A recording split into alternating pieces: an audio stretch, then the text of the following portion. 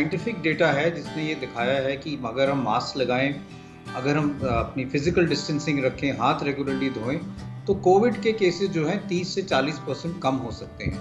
और अगर हम हमारे आस पड़ोस के देशों में देखें, चाहे हम वियतनाम में देखें, ताइवान में देखें, साउथ कोरिया में देखें, उनके पास कोई जादू की दवाई नहीं है, उनके पास कोई और वैक्सीन नहीं है।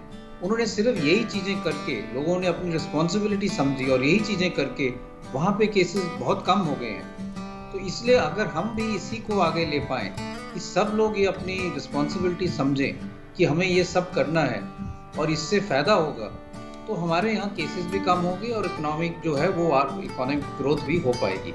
कई दफ़ा ये लोग कहते हैं कि अब इतने महीने हो गए, हम कब तक घर के अंदर बैठे रहेंगे, कब तक हम मिलेंगे जुलेंगे नहीं, कब तक मास्क लगाना पड़ेगा। तो हमें एक नया आंदोलन शुरू करना पड़ेगा, जैसे प्रधानमंत्री जी ने कहा, और इसमें लोगों की इन्वॉल्वमेंट बहुत ज़रूरी है।